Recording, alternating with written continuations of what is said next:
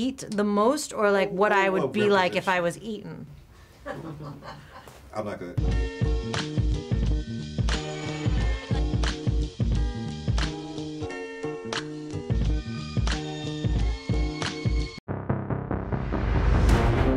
You carry a gun, Mr. Chase? I never bothered. Ruins the line of your suit.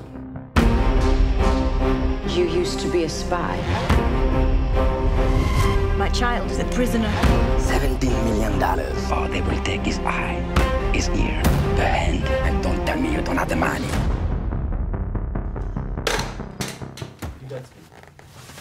I gotta ask you the easy question first. Okay, start easy. If you had all the money in the world, what would you be on? What would I be on? Yeah, what would be your thing? Oh, I'd give it away. I would absolutely give it away. Yeah. Yeah, I used to read this book to my daughter when she was little called Just Enough and Not Too Much. And I wouldn't want anything that I hadn't worked for.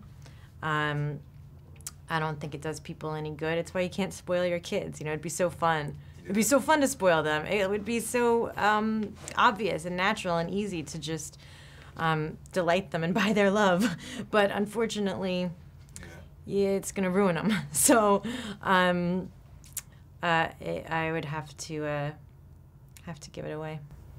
Over the last several years, at least, there's been like a climate and a portrayal of the wealthy in this country as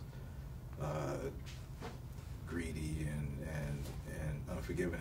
And this character, Getty, is very unique in who he is. But do you think that this movie would help to fan the flames of angst between the common class and the wealthy, or do you think it would offer some understanding of who these people are? Yeah, it's so interesting. I mean, the thing that I've been thinking about recently in terms of the film is people's justifications for their behavior. That Donald Trump doesn't walk around thinking he's a bad guy. He justifies his own behavior in the same way that Getty justifies not paying the ransom to get back his own grandchild. Those rationalizations, I imagine, are beyond you and me. It's very difficult to like put yourself in their position. And that's the thing that's so frightening about it, is that you can't, that when people become alienated because of power or money, they become unapproachable. They become beyond talking to because they have all these inbuilt protection mechanisms. They actually don't need people anymore. They pay people. And that's what's truly scary, is when somebody becomes beyond discussion. When you can no longer take in new information or ideas, that's when you sort of start to atrophy and die. And when those people are in positions of power, it's pretty scary. Out of the way, fellas, out of the way! Hey, Salante! Salante! Attenti! My son, Paul, must be very frightened right now. I know I'm frightened for him. So to the people who took him, I don't care why you did this, but I ask as a mother that you think of your own children or of the child that you once were and set my boy free. Thank you. My son has disappeared. A mother should cry for her son. All right, enough. Let the lady through. Let's go.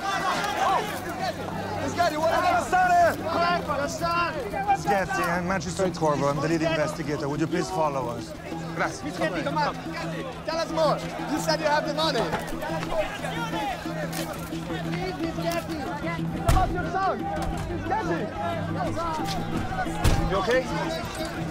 They want me to cry? Is that it? This movie made a pretty bold statement, and what Ridley Scott did and recasting it. Do you think that there's going to be a long-lasting effect from this movement, or do you think it'll be like one of these hurricanes that passes through and the news focuses on it, and a couple of months later everybody's kind of forgot that it's a crisis? I think it's going to change. Yeah. I think it's going to change. I was utterly hopeless after the election, and but But I think that everything that's happening now stems directly from the presidential election, that people's outrage reached a point where they couldn't tolerate it anymore. It became like unmanageable, unlivable to have that much anger and indignation. And, you know, luckily or unluckily, Trump keeps giving us more material. And so the movement and the fallout from so many men of power continues to gather momentum and passion, because we realize, like, that it's become an intolerable situation. And for the first time in my life, I really feel like something's going to shift. I actually have optimism that I'm going to hand my daughter a different world than the one that I grew up in. And lastly, real quick, if there was a Michelle Williams on the menu, if there was a food, Michelle, you know... What would the food be? What kind of meal would that be? Do you mean like what I like to eat the most, or like what I would be like if I was eaten? I'm not gonna. Yes. No, you go. I'm here. This is your time. You know, you get whatever you want. What would I like to eat? What would I like to eat? Yeah. Oh, like my perfect dinner. Yeah, sure.